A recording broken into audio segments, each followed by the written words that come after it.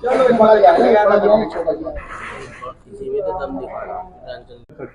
मामले को लेकर है, थोड़ा इस बारे में डिस्क्राइब करें।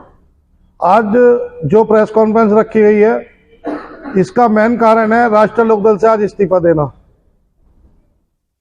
मैं आज अपने पद से और राष्ट्रीय लोकदल से इस्तीफा दे रहा हूं। आप राष्ट्रीय लोकदल पार्टी में किस पद पर थे? मैं राष्ट्रीय लोकदल पार्टी में पिछले 4 साल से विधानसभा अध्यक्ष के पद पे रहा हूं और राष्ट्रीय लोकदल में ये मान लीजिए आप अजय प्रमुख जी जिलाध्यक्ष थे, उनके कार्यकाल में मैंने ज्वाइन की थी राष्ट्रीय लोकदल। और उसके बाद धर्मेंद्र राठी जी आए, उनके कार्यकाल में भी मैं विधानसभा अध्यक्ष रहा। उसके बाद चौधरी तेजपाल जी आए, उनके कार्यकाल में भी मैं अध्यक्ष रहा। अब अमित त्यागी जी आए हैं, इनके कार्यकाल में भी मैं अध्यक्ष हूं। लेकिन काम करना आज बहुत ही टिपिकल हो रहा है। इनके क्या रीजन है जो आप जो है आरएलडी से इस्तीफा दे रहे हैं? रीजन तो बहुत सारे हैं जो इस्तीफा दिया जा रहा है, लेकिन मेन रीजन अब जो है, पिछले जब से अमित त्यागी जी जिलाध्यक्ष बने, जब से काफी घुटन हो रही थी, जिसका कारण है अमित त्यागी जी जो हमारे जिलाध्यक्ष बने हैं, ना ही तो ये कार्यकर्ताओं की सुनते हैं और ना ही उन्हें कहीं आगे बढ़ाते हैं। उनका काम है फूट डालो राज करो। जैसे कि पहले अंग्रेजों के शासन में हुआ करता था कि आपस में फूट डाल के राज करना हुआ करता था। हमारी सबसे मजबूत टीम थी मुरादनगर के अंदर, लेकिन जब से अमित त्यागी जी जिलाध्यक्ष बने, जब से हमारी टीम पूरी बिखर चुकी है। तो इसका आपका जो पद छोड़ने का मामला है, ये कोई अलायंस गठबंधन को लेकर तो नहीं है? हाँ बिल्कुल है। जो हमारी लड़ाई है, जो हम राजनीति कर रहे हैं, उसूलों की और विचारधारा की राजनीति कर रहे हैं, और जब उसूलों के साथ समझौता करने पड़े तो ऐसी राजनीति करने का कोई फायदा नहीं। यदि हमें भाजपा के साथ ही काम करना होता तो हम लोकदल क्यों चुनते? आज हम लोकदल में से जो हमने लोकदल का पल्ले पकड़ा हुआ था, वो इसलिए तो पकड़ा हुआ था क्योंकि किसानों की, गरीबों की लड़ाई लड़ रही थी, भाईचारे की लड़ाई लड़ रही थी, भाईचारा बना रही थी, इसलिए तो हम लोकदल के साथ थे। लेकिन जब आज लोकदल भी पूंजीपतियों से हाथ मिला बैठी है तो हमारा फिर लोकदल में कोई स्थान नहीं है। जयंत चौधरी खुद बताते हैं, उनकी एक बाइट भी आई थी जिसमें उन्होंने डिस्क्राइब किया है कि राष्ट्रीय लोकदल का जो सिद्धांत था उसी पे ही अटल रहेगी, चाहे वो अलायंस किसी के साथ भी कर ले, किसानों की आवाज उठाती रहेगी, जिस तरह से लोगों के साथ रही है उसी तरह से काम करती रहेगी। फिर भी आप लोग इस तरह से कर रहे हैं। आप मुझे एक बात बताइए, कैसे आवाज उठा सकते हैं हम? आज हम बोलने की स्थिति में नहीं है, हमारे पास शब्द नहीं है, कैसे आवाज उठाएगी?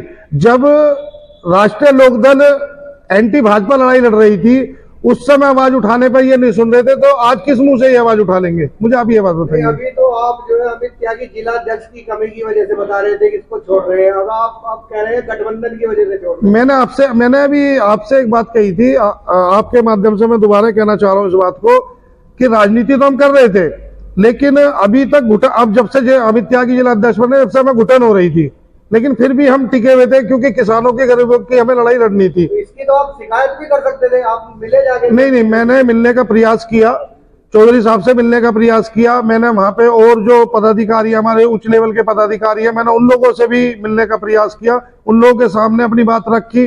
सभी ने मुझे एक जवाब दिया, भैया क्या कर सकते हैं, थोड़ा बहुत तो मैनेज करना पड़ता है, लेकिन कब तक मैनेज करें? अब आपके साथ कितने लोगों ने राष्ट्रीय लोकदल पार्टी छोड़ी है और आगे का क्या आपका विजन है, किस पार्टी के साथ जाएंगे आप? जहां तक आगे की पार्टी की बात है, अभी तो कुछ ऐसा सोचा नहीं है। आगे सोचेंगे तो सबसे पहले आप लोगों के सामने ये बात आएगी, सबसे पहले आप लोगों को सूचना मिलेगी। बाकी अभी मेरे साथ जो है करीब आप देख रहे हैं 20 लोग जो पदाधिकारी हैं पार्टी में, वो लोग मेरे साथ पार्टी छोड़ रहे हैं। तो उन सभी की शिकायत जिलाध्यक्ष को लेकर ही है? हाँ, कुछों की शिकायत जिलाध्यक्ष को लेकर है क्योंकि वो पीड़ित है। अभी हमारे ये अभिषेक भाई है, ये हमारी विधानसभा में विधानसभा सचिव भी हैं और साथ साथ पावर लिफ्टिंग एसोसिएशन के जिला सचिव भी हैं, अभिषेक शर्मा। इनकी एक पीड़ा है। अभी कुछ दिन पहले इनका एक झगड़ा हो गया था, कुछ लोगों ने इनके घर में घुस के इनके साथ मारपिटाई करी, और मारपिटाई ही नहीं की, इनके पास धारदार हथियारों से इनके ऊपर हमला किया, इनके सिर में चोटें आई। हमने इस चीज की ये बात अपने जिलाध्यक्ष के सामने रखी, अध्यक्ष जी ऐसे ऐसे हमारे पदाधिकारी के साथ दिक्कत है और आप एक बार हमारे साथ थाने में चलिए, इसकी सुनवाई नहीं हो रही है, क्योंकि वो लोग भाजपा के कुछ नेताओं से मिले हुए थे, उनकी सुनवाई हो रही थी। तो हमारे जिला अध्यक्ष ने बिल्कुल 10 बार फोन करने के बाद भी, 10 बार बुलाने के बाद भी हमारी इस बात पर विचार नहीं किया और आने का कष्ट नहीं किया। एक यही मामला नहीं है, इससे पहले भी 2-3 मामले हो चुके हैं कि हमने उन्हें बुलाया और वो नहीं आए। और प्लस जैसा कि मैंने आपको बताया कि वो फूट डालो राज करो वाली नीति पर चल रहे हैं, और उस नीति के साथ हम उनके साथ नहीं काम कर सकते, उनके नीचे हम काम नहीं कर सकते। जिस तरह जिलाध्यक्ष अमित त्यागी के पे आप आरोप लगा रहे हैं जी, क्या लगता है इस तरह से पार्टी पे और भी बातचीत सामने आई है हाईकमान के सामने या नहीं? नहीं, बिल्कुल आई होंगी, क्योंकि एक मैं ही पीड़ित नहीं हूं, बहुत सारे लोग पीड़ित हैं। बाकी फर्क केवल इतना है कि मैंने कहने की हिम्मत की है, उन लोगों की कहने की हिम्मत नहीं बन पा रही। हाँ, हमारे जो नेता हैं जयंत चौधरी जी, हमने उनके सामने अपनी बात कई बार रखने का प्रयास किया है, और लोगों ने भी उन तक अपनी बात पहुंचाई है, लेकिन उन्हें वहां पे रोक दिया जाता है। अगर आलाकमान जिलाध्यक्ष जी को हटाकर किसी और को नियुक्त करते हैं तब आपकी वापसी होगी? नहीं जी, बिल्कुल नहीं होगी। उसका कारण, सबसे बड़ा कारण यह है कि चलो हम अपने मन को समझा रहे थे, जब इन्होंने गठबंधन कर लिया था हम जैसे तैसे अपने मन को समझा रहे थे, ठीक है, लेकिन हमारे दिल को सुकून नहीं मिला जिस दिन से चौधरी साहब ने भाजपा से गठबंधन किया। उस दिन से आप उस चीज से क्या इत्तेफाक रखते हैं जिस तरह से मोदी जी ने चौधरी चरण सिंह जी को भारत रत्न का नामित किया है? देखो, चौधरी चरण सिंह जी केवल जयंत चौधरी जी के दादा नहीं थे।